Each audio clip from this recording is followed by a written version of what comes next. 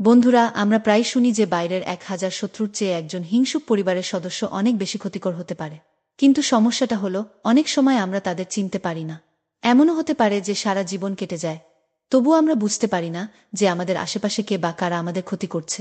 আজকের ভিডিওতে আমরা আলোচনা করব কিভাবে আপনি একজন হিংসুক পরিবারের সদস্যকে চিনতে পারেন। আমি আপনাদের ৮টি গুরুত্বপূর্ণ সংকেত জানাবো, যা আপনাকে তাদের চিনতে সাহায্য করবে। সংকেত নাম্বার ১, আপনার সাফল্য সহ্য করতে পারে না। প্রথম সংকেত হল, তারা আপনার সফলতা বা খুশি দেখলেই অস্থির হয়ে ওঠে।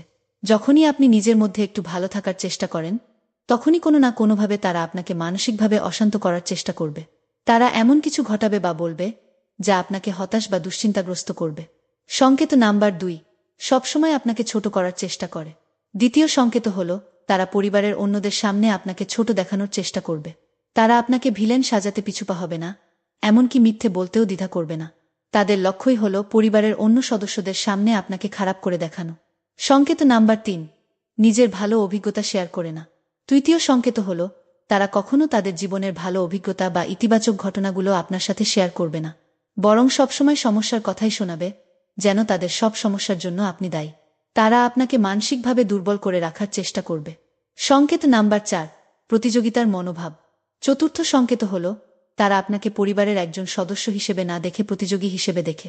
আপনার পোশাক, পড়াশোনা বা অন্যান্য বিষয়ে তারা সবসময় আপনার সাথে প্রতিযোগিতা করবে। তারা সবসময় চাইবে আপনাকে টপকাতে। সংকেত নাম্বার ৫, আপনার প্রশংসা সহ্য করতে পারে না। পঞ্চম সংকেত হল, যখন কেউ আপনার প্রশংসা করে তখন তাদের মনে হিংসা জাগে। হয়তো তারা সেই সময় আসর থেকে সরে যাবে, অথবা নতুন কোনো প্রসঙ্গ তুলে অন্যদের মনোযোগ সরিয়ে দেবে। তাদের লক্ষ্যই হল আপনার প্রশংসা যেন কেউ না করে। সংকেত নাম্বার ৬, ইমোশনাল ম্যানিপুলেশন। ষষ্ঠ সংকেত হল, তারা আপনার ইমোশনকে কাজে লাগায়।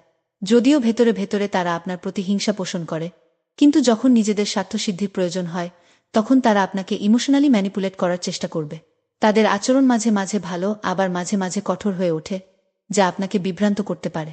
সংকেত নাম্বার ৭, আপনার শত্রুদের সাথে হাত মেলায়। সপ্তম সংকেত হল, তারা এমন ব্যক্তিদের সাথে হাত মেলায় যারা আপনাকে পছন্দ করে না। তারা একজোট হয়ে আপনার ক্ষতি করার জন্য ফন্দি আঁটে।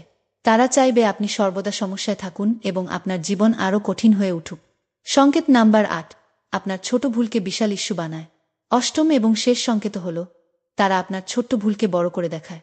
একটুখানি ভুল করলেই সেটা নিয়ে বিশাল বিতর্ক তৈরি করে, যেন আপনি বারবার নিজেকে ভুল মনে করেন।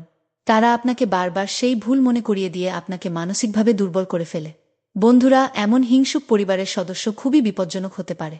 তারা ধীরে ধীরে আপনার জীবনে নেতিবাচক প্রভাব ফেলে এবং আপনার মানসিক শান্তি কেড়ে নেয়। সবচেয়ে বড় সমস্যা হয় তখন, যখন আপনাকে তাদের সাথে একই ছাদের নিচে থাকতে হয়। আমাদের সবার জীবনেই হয়